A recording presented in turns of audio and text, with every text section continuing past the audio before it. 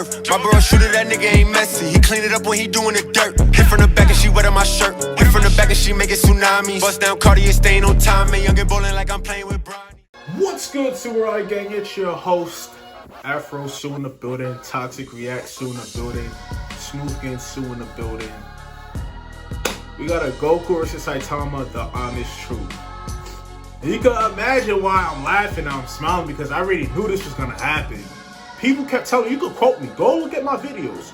I could tell you at when and where I said that this was it. He isn't built a certain way. But I'm gonna let Seth talk because he's the one who did all the research when I just knew the outcome already. But people don't wanna, give me my props either. So, they see me as Saitama hater or One Punch Man hater. It's not people. When people use the word hater, they don't know how to use that word correctly, effectively.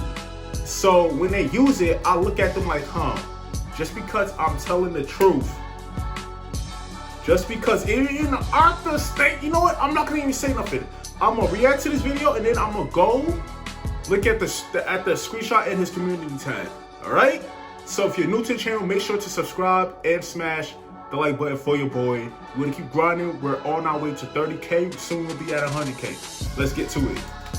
Imagine that you just finished reading the original Dragon Ball manga and watched Goku grow up from some naive kid in the jungle who didn't even know what a girl was to fighting a god-slaying demon with the whole universe cheering for him near the end, and then going to raise its reincarnation named Oob as the strongest person in the whole universe looking for more. However, many years or chapters it took afterwards, you then begin your next read-through of a new series. You go in expecting another journey of growth like many shonen you've seen already, but this time, instead of starting from the bottom, this character is already at the top. A character who is already the strongest in the story from the get-go. A second lap for shonen fans that shouldn't have to start over. If you were to throw Goku at the end of the story and pit him against the terrible Demon King Piccolo, it wouldn't even be fair. Seth, I'm loving your videos, bro. Honestly. Dominator of the universe, Frieza, or the culmination of the past generation in Cell. Goku should be able to deal with them in one punch, if not even less, maybe. But this doesn't just apply to Goku. What about Naruto or Ichigo from Bleach? What if you put Naruto after reaching the end of his story against the demon of the mist, Zabuza? He's not so much of a demon, is he? You see what Naruto did to Delta? You see what he did to Delta, though, right? Yeah, so my thing is that if you had Naruto fought against any of the problems that he had when he was a kid, it's not fair to his enemies because he's going to slaughter them. He's not going to even try. And that's the thing. Naruto will not try against people who are significantly weaker than he is. Ichigo will not try against Urahara? How you pronounce the guy that looks like a demon? He looks like I forgot his name. He's pale with green eyes and he has like a green and black I forgot the name of the moves that they use in Bleach. But you know who I'm talking about. He looks like a whole demon with furry legs and a tail and wings and horns. And he looks like a Goth. You know who I'm talking about. Vara of the Sand, or the leader of the Akatsuki Pain. Surely, it would still be no contest. Same applies to Bleach, or really almost any battle shonen out there. This concept is one's vision of Saitama in One Punch Man. A protagonist that starts at the end game, but still has to live through the story with how it would affect him and others. If Goku is in the same position as Saitama is, he would more than likely be very, very bored. And that's exactly Saitama's predicament throughout the story of One Punch Man. Murata often compares Goku and Saitama as two carefree characters that live for the excitement, but are often too strong for the people around them. And whenever you see them, you feel as though everything will be okay. But even though Murata, the artist of the One Punch Man manga, compares them, how would they actually stack up against each other in a fight, or even just comparing their stories? Would it be over in one punch? One Punch Man is an ongoing series, so it's impossible to say for certain what Saitama's max limit in combat is, nor am I going to act like I know it. But that doesn't stop I mean, that's a lot of Saitama tards. Oh, well, he's One Punch Man. His name is One Punch, so he can one-shot all of anime. Where did you guys get that information from? Not even the author stated that. Where did you guys get that info from, bro? People from arguing about this subject. If someone put a questionable device to my head and forced me to answer, or else, this is what I would say. Whether it be potential King Piccolo jokes or possible Attack on Titan references, Saitama has one-shotted many creatures in the story, regardless of whether or not they can destroy entire cities or mountains with no effort, and no matter what heroes these monsters defeated beforehand or struggled with. Saitama almost and not purposely seems to undermine everyone else with how effortlessly he disposes of every serious threat that everyone risks their lives fighting. Although to Saitama's credit, he does take a blow on purpose during the Deep Sea King fight by acting like he only won because every other hero before him weakened him. Even the dominator of the universe, who can either blow off the surface of the planet or destroy entire stars, depending on what guidebooks and translations you use, yada yada, gets one-tapped by a serious punch from Saitama, even when this same being Boros could launch Saitama to the moon at probably around light speed with a single kick. Even later, when the rank 2 hero and Esper, Tatsumaki, fights against the Monster King fused with another sidekick named Psychos, and splits a massive continental disc off the entire planet, Saitama... That's still, even though it sounds crazy, you cut a portion of the Earth off, like a layer of the Earth off of its, well, body. So it's like, all right, you do that to like a small planet. Earth is not a big planet. Earth is not a big planet. But is heavily implied to still be far stronger and deals with human monster Garo rather easily, who is considerably stronger than every other monster the heroes had to fight from the Monster Association.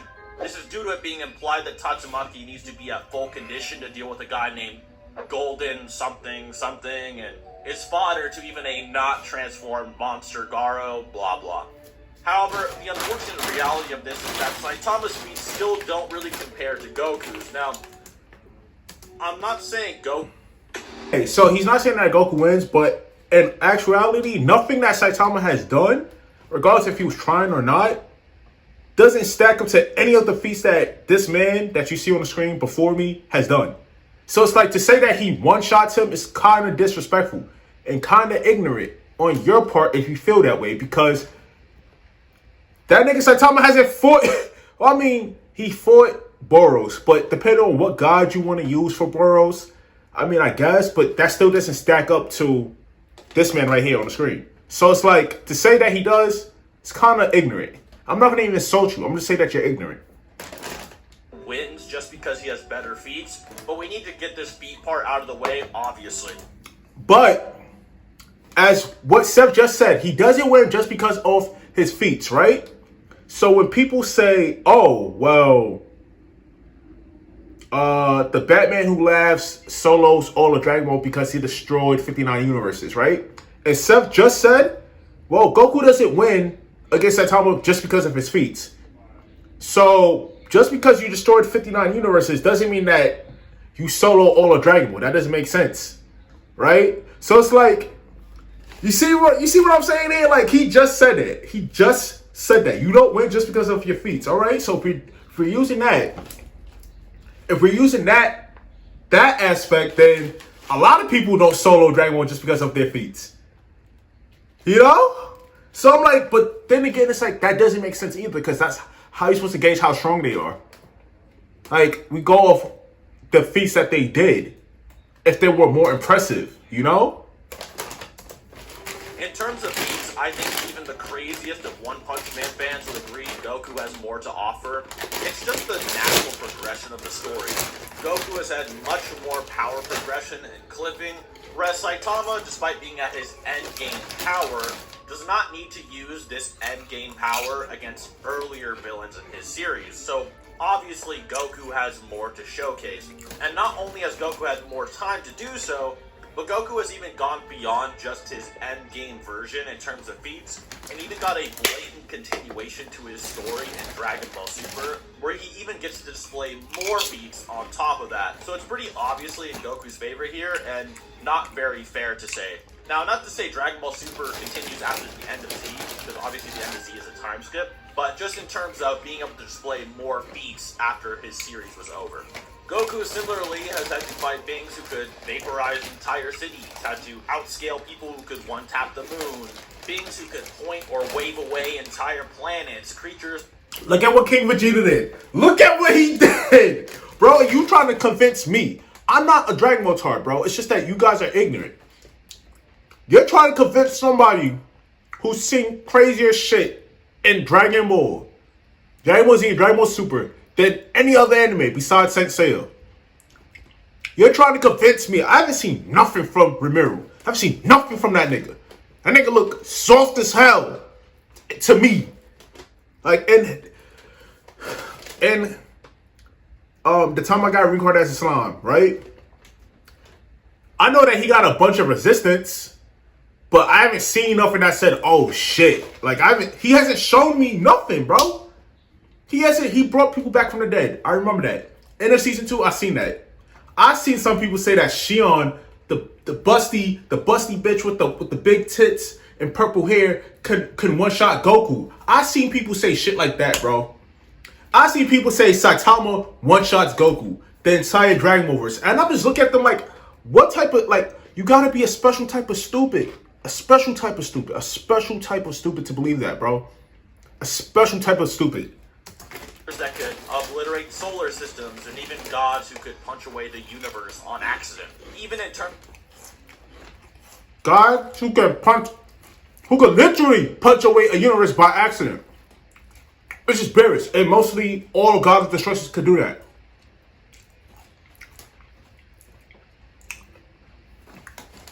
In terms of speed, Goku has had to dive past a universal body in the anime in quick succession, surpass the gods of destruction who could leap from the universe to outside of it almost instantaneously, and play with... Wait, did he just say that he messed around with gods who can leap out of the universe instantaneously? What that sound like to you? Because I know I'm gonna have the power scales in the comment section in my videos. What does that sound like to you? To dive past a universal body in the anime in quick succession, surpass the gods of destruction who could leap from the universe to outside of it almost instantaneously, and play with planets like ping pong, or even considering traveling the universe in a couple of minutes rather slow. In one instance, an assistant of one of these gods goes to fetch said god food 3 minutes away at another star system, and after getting impatient, the god of destruction appears there instantly within a minute. At least it's implied so. In Ultra Instinct, Goku's newest form, he easily reaches these levels, if not arguably beyond it, due to surpassing all of these gods of destruction through his battle with Jiren, up being above the gods. Not to say these gods of destruction couldn't have gotten stronger since then, but at the time since said feats were described, he is stronger than them. With Goku in just his Super Saiyan form against Beerus having a punch that contained power to destroy the entire universe, as described by the narrator numerous times.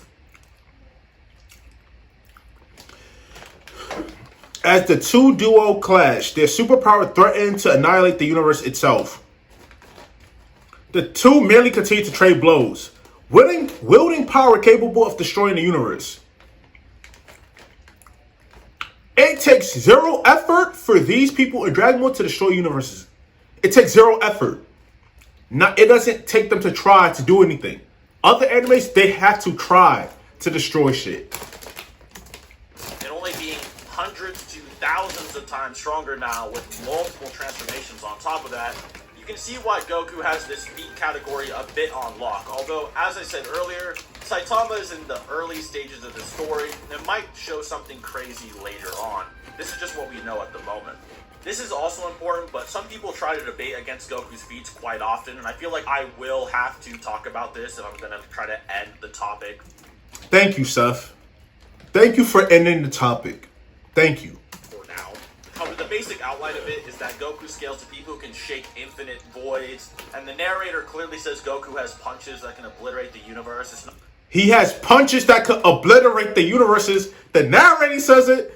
The guy Zenchu says it. The anime says it. The manga says it. What more do you want? What more do you want? He casually does this too. What more do you want? What more do you want? From me, out of me. Y'all should know this already. Y'all should know this, but you guys are, I don't know why, like, y'all like to hate on this nigga. It's like Michael Jordan fans. Like, they love to hate on LeBron. Feel me? So... Not just Beerus, even though he surpasses Beerus, at least this time later. The obvious narrative intent here is that Goku and Beerus' clash would threaten to annihilate the universe, as is shown in both the anime and manga under the original author's supervision. Toriyama literally put the universe-destroying punch in both versions, when he didn't really have to. Another one is that people think that Dispo, a creature from a tournament later on in Dragon Ball Super, which is stated to surpass the speed of sound and light, somehow downplays Goku because people are acting like being fast and light is impressive. However, not only does the statement simply say Dispo surpassed the speed of light, not the speed of light, he's just beyond it, but even if you steelman that and said Dispo, a fast character later in the series, was only the speed of light, this character struggles with characters much weaker and slower than Goku, that Goku himself surpasses many times over and would simply... Yeah, like Gohan. He tried to make it seem like the speed of light is something really fast to people like Goku, Vegeta, Frieza, Gohan, Piccolo. Like, it's something fast. To them, that's nothing because they're way beyond it. outscale Saitama even with that low ball. I outlined more of this scaling in my How Strong is Ultra Instinct Goku video, which you can watch here. Even with the concept of... You wanna make beats like this? It's a vibe. Let's make some fire. We can drag one of these say God.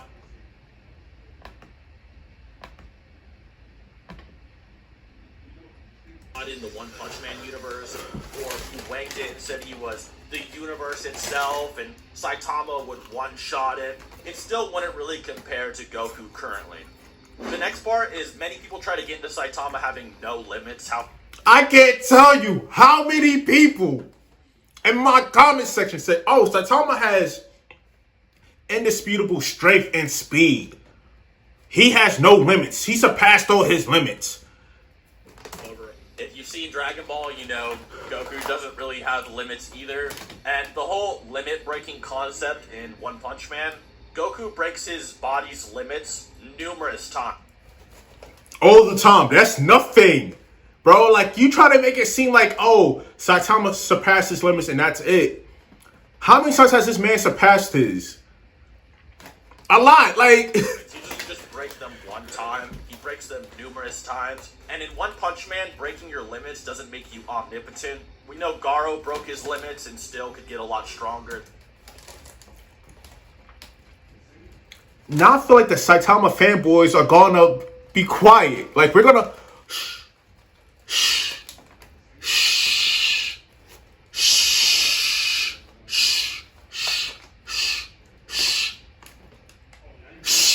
Think, Saitama fanboys, think!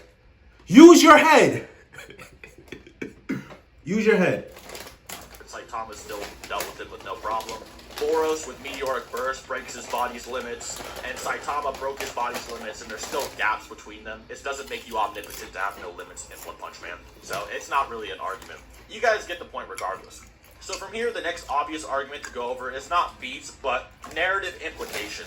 Perhaps it is simply Saitama's narrative that he must defeat everyone in one punch, or else he simply isn't Saitama. To get into this, we have to get into a lot of headcanon territory, as that's what these arguments are at the end of the day. As I outlined earlier, one, the actual author of the series, wanted Saitama to be an endgame level protagonist that has all of his power at the beginning, because it'd be more exciting for second-time readers of a shonen series. He states that these endgame protagonists always seem to be able to beat everyone else and are the strongest. However, that statement would also apply to characters from other shonen series, not just One Punch Man, like Naruto, Ichigo, etc. So, even if they are beating everyone else and are considerably stronger or potentially are the strongest in their story at the end, do we think that Naruto can beat everyone else in fiction because of this one statement? Does Goku beat everyone else in fiction? That's what people are going to say, though. They only use that one statement, and try to drag it. I can't tell you how many people in my comment section try to suggest that. It's crazy. And don't forget, when Piccolo called Vegeta boundless, right? You look up the term boundless, infinite energy, right? I try to say, hey, that's what they said. But we all know that Vegeta isn't boundless. He doesn't have tier 0, energy. But with other animes, people, they make one statement. Oh, in the anime, in the light novel, Dragon Ball doesn't have a light novel. 1. 2, if you use Naruto, Bleach, use any of those animes, One Punch Man, they use one statement. Oh, this one statement says that Saitama, Naruto, Ichigo could all beat Goku. So that's not a hyperbole statement, but when somebody is called boundless, that's a hyperbole statement. And y'all know who I'm talking about. You know who I'm talking about. In my comment section. Y'all know? The fuck? Ichigo, not very likely. But if your name is James, don't answer that. I don't think one is trying to say that either, and nor do I think he's saying Saitama would solo stomp fiction. He's simply wanting his story to be in reverse, because it would be interesting. This usually gets into a lot of theories, as I said, but a good way to wrap up this particular argument is this. If Saitama's narrative is that he must win in one punch, then what about the characters that have to win narratively as well? Do they just cancel each other out? For instance, in the manga series Hajime no Ippo, there's a character called Takamura who is undefeatable so long as he sacrifices a piece of himself for a boxing match. Would this mean that if Saitama, even he, went all out against Takamura in a boxing match, he would lose so long as Takamura are what matters? Then why even bring up this narrative against Goku or other shonen characters then? The same would simply apply. Not only this, but Saitama doesn't really one-shot every villain anyway. Like, it's implied he might be able to with the Serious Punch, but say, for instance, the Monster King Orochi, he says, oh, I don't have to take it easy on you because you're an actual monster. So he tries to kill him in one punch. Not a serious punch, but he tries to kill him in a punch. And Orochi survives. And that's how he comes back later and fuses with Psychos. He also tries to one-punch Supernatural Water, which he doesn't kill in one punch. Oh, so what happened, One Punch fanboys? What's exactly happening? You know, there's some people who try to say, oh, well, he's designed to one-shot all of fiction. One-shot people like Goku. People like Naruto. People like... Oh, man, it's funny, bro. When the truth comes out, it's like, oh, man, damn. I know you've hurt. I know you're hurt. I know you're hurt. Like, I can't sympathize with you at the fact that you're hurt that your favorite character cannot, not only not one-shot Dragon Ball or one-shot Goku, he gets obliterated. Nigga gets stomped. And yeah, I'm going to talk my shit because I was right since the beginning. I was right since the beginning. And nobody, like, I'm not going to say nobody, but a lot of people, a lot of fanboys, a lot of Saitama fanboys, they didn't want to believe in the truth. Y'all didn't want to believe in the truth, bro. You didn't want to. And I kept trying to tell you that this is what it is. This is exactly what this is. Y'all didn't want to believe me. He also didn't kill Boros in one punch. There's a lot of instances where He didn't even kill Boros in one punch. They try to say, oh, he one-shotted Boros with a serious punch. How many punches it took? I think he's one shot man, one punch man, right? What happened? There's so many people he didn't one shot, bro. Like, what's going on?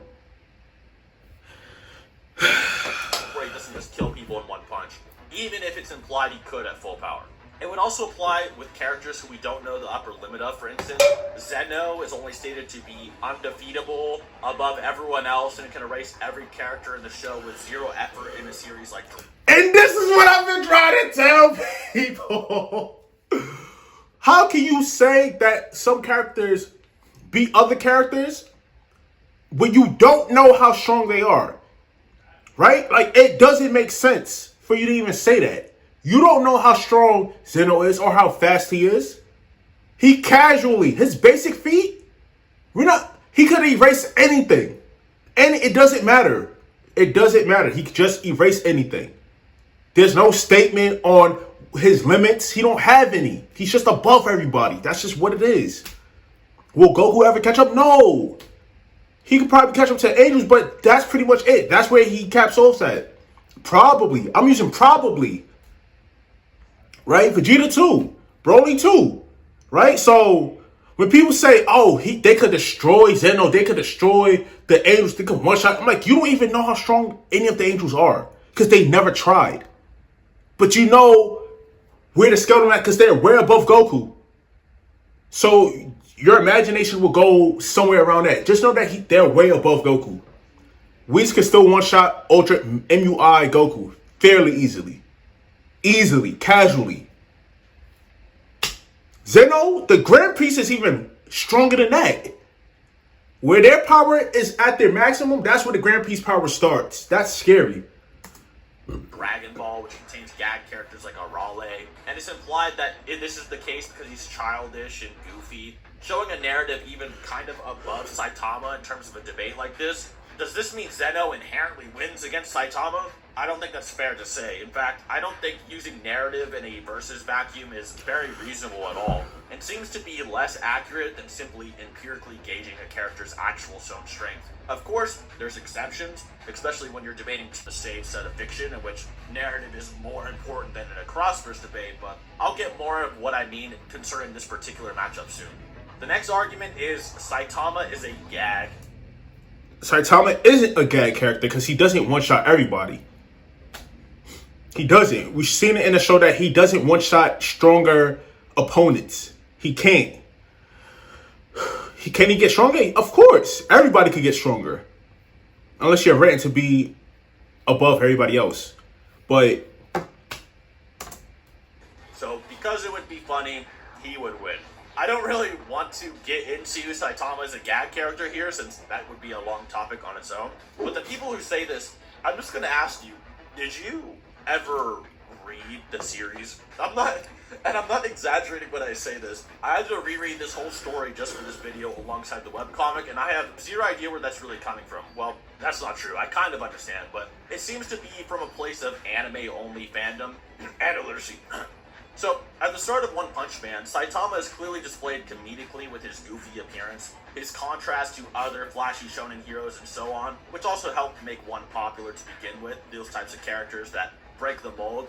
Him beating people in One Punch is supposed to be the joke, at first, but that joke starts to not become a joke anymore, and we start to feel bad for Saitama as the story keeps going on. With every chapter and villain Saitama one-shots, you get the idea that Saitama's humanity is kind of withering away, and that is most evident after the martial arts tournament, in which a whole chapter is dedicated to Saitama's depression and King trying to cheer him up and help him discover something else he can try at. Despite, during many fights earlier in the series, as I said, they are comedic, and even when you think Saitama is finally struggling or met an opponent that impresses him, this shocked demeanor turns out to be because he forgot about a sale or something, and then just one-shots whoever he's fighting, like, say, Carnage Kabuto. However, the Boros fight is very, very different, and so is the Garo fight later. Now, I blame the anime for this, but in the manga, and even the webcomic at some points, Saitama has a few more details that show his character during the whole Boros saga, per se. For one, when he meets Boros, he brings up the prophecy he heard, which led him across the universe, and upon hearing the prophecy, Saitama twitches in excitement. Boros then brings up a story about how he, like Saitama, defeated everyone rather easily and was bored. He was almost like an antagonistic parallel of Saitama, a hero nobody knew versus a villain nobody knew, having a limit-breaking death match that nobody would see. At the beginning, the fight is still rather comedic. The famous "okay" line as Boros sheds his armor is iconic, but the rest of the fight ceases to be that comedic once Boros also starts to become more serious, as it's implied by Saitama that he already knew Boros wasn't trying his best either. Instead of Saitama acting like he's shocked because he forgot a sale like against Carnage Kabuto, he's shocked because Boros is genuinely stronger than he expected, in which Saitama even calls Boros strong not once, but twice after the "okay" line. This is once again in the manga only, and not in the anime, but once Boros then goes meteoric burst and shocks Saitama again, he kicks Saitama to the moon, and Saitama says, "This is almost a real fight," in which he then comes back to Earth. Boros uses his ultimate technique, and Saitama uses a serious punch in response. Now, the translation of this panel is debated about, in which it can mean this is almost a real fight, or this is almost a fight, you know, or etc. However, Viz corrected this to mean real fight, as the word tatakai can mean war, battle, or fight, and is more serious than, say, a word like a bout. Saitama then follows this up with a serious punch, and one actually corrects and looks over all of the dialogue in the manga version that Murata gives to him to make sure it's all good and consistent. This means he approved the statement of Saitama saying that Boros was almost a fight or real fight, if you consider Viz the translation authority. Or Saitama even looks rather excited when he comes back to Earth with a smile on his face during this fight, shocked he made it back from the moon, and even talks about how strong Boros was to Genos. From here, Saitama beats Boros, but it is not made to be funny, and in no way was Saitama walking away from Boros drawn with heavy detail supposed to be considered a gag. The line from Boros, "You are too strong," was supposed to be a sad thing for Saitama, as Boros had just lived Saitama's dream. Even in the anime watered-down version, they tried to use a sad piano for this scene, and the panels showing Saitama's face are never drawn comedically, which are more obvious, say, with the OK scene. It's same energy. Saitama even lies to Boros to try and hype up how it was a good fight, like the prophecy said it would be, but Boros calls him out as a liar. Saitama did not beat Boros because it was funny. He beat Boros because he was too strong. And in the original draft by Murata, when he drew this fight in the manga, he was forced by one to remake it numerous times because he made Boros too clown-like when he started losing and not dignified enough when he fought Saitama. One actually went out of his way to make Boros have dignity against Saitama and to make it more serious, yet it's supposed to be funny? Something similar happens later with human monster Garo, in which Saitama is hoping that Garo can keep powering up like Boros and is happy when Garo can take some blows from him, but becomes disappointed as... No funny shit. I thought this was like a gag. Like, I said a gag. I thought this was a fan fiction, so I didn't take this. But this was actually the webtoon. I didn't know that. I thought this was just a fan fiction of One Punch Man after the season 1 ended. Well, talks about Garo is kind of doing what he does, being a villain instead of a hero for fun. Two limit-breaking opponents fight Saitama, and he doesn't just beat them in one punch to be funny.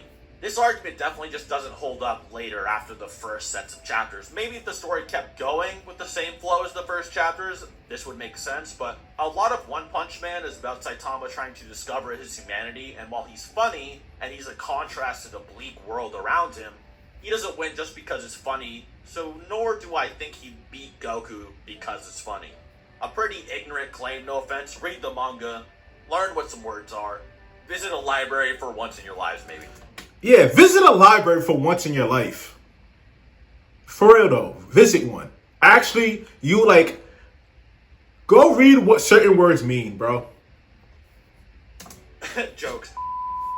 Yeah. Nah, you could be like Joe says, I'm gonna be completely honest. They need to know what words mean, bro. Their argument is obviously the name One Punch Man, in which I technically went over already, as being based on his power being endgame, and everyone else being early game, so he one-shots them and gets more. Oh, so everybody, like I said, everybody else it's easy to look strong when everybody else around you is weak. So the concept of, that's why Seth brought up, if Goku right now was to go back to Dragon Ball, he will be Saitama. But even then, this is still contentious, even with the actual staff behind the series, and not agreed on. So why are the fans acting like it's agreed on? Yusuke Murata, the artist, once came out and said what he thinks the ending of One Punch Man will be, and in this breakdown, Yusuke says that he thinks the strength of Saitama doesn't come from just his limiter breaking, but from the powers of God as well, and at the end of the series he will fight and defeat God, then losing his powers. After he loses his... Oh, so you're telling me that after he beats God, he's going to become Moment Rider? Because now that I think about it, they look the same. Powers, he still remains as a hero, but then gets defeated by every villain and monster, and... That sounds like Moment Rider. Oh, shit. One punch. So the association then calls him One Punch Man. As you know, Saitama isn't actually referred to as One Punch Man in the story, but Caped Baldy. So Yusuke was making a gag about how Saitama might just get one-tapped at the end instead. Now, I'm not saying that Yusuke's word is canon, or that's how it's actually going to end, just that the term One Punch Man isn't what a lot of fans act like it is, nor is it agreed upon. Saitama also still trains and gets stronger throughout the series and thinks he could beat himself from yesterday, but if Saitama could beat anybody, then why can't he beat himself from the future? Is there some kind of Saitama plus rule to Saitama's omnipotent fiction soloing level punches? Once again, unlikely. Also, did you guys seriously forget that he trained to get his powers, or not only illiterate but maybe blind? But even in the battle with Boros, with the almost a real fight statement I brought up earlier, or almost a fight statement, if Boros was strong enough to, say, vaporize a star using the One Punch Man compass, which most people think is mistranslated or he can't actually do, and that's enough to almost be a fight or real fight to Saitama, how would Saitama, who's a beyond spatial dimensions and can obliterate almost anybody in fiction, someone could kill Boros by simply existing in the same multiverse, at all think Boros was remotely competent or almost fight-like? Even if Saitama went very easy on him, if he's multiple levels of infinity higher than him, the statement, "this is almost a fight," doesn't make any narrative. One Punch Man is rather unique as well, with many characters turning into what they surround themselves with or heavily desire, whether it be monsters or whatever have you. Garo and Saitama are great examples of this. If Saitama's ultimate goal is to have an intense and great fight with all his powers, as his dreams at the beginning of the series suggest, then would it not make sense for him to eventually create or find a reality in which that is possible?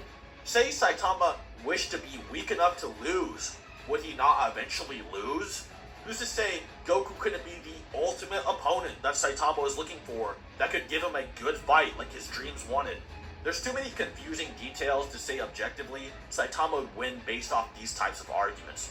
All said and done, is it impossible for Saitama to beat Goku? No, absolutely not.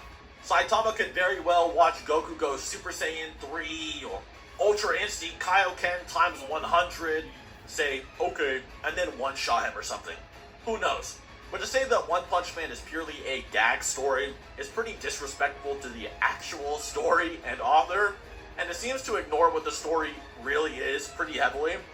I'd say at the end of the day, maybe in a few years, Saitama comes out and shows a feat that makes us really believe he could just defeat Goku.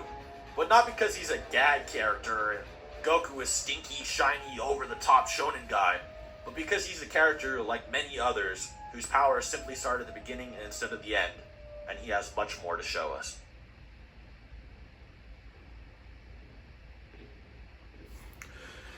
I haven't seen him use this outro in so long.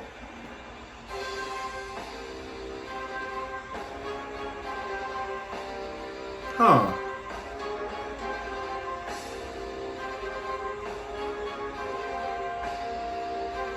Well, everybody, let me know what you guys think down below. Let me know what you guys think down below. I found this video to be extremely entertaining and the truth of what I was trying to say for the longest time. Yeah, it is what it is. I said it. Maybe Saitama does, in a few years beat Goku. Who knows? But right now, for the last 5 years or so, last 4 to 5 years, he doesn't. But, it's me, boy Sue. Let me know down below what you guys think. And subscribe to the channel. Yo.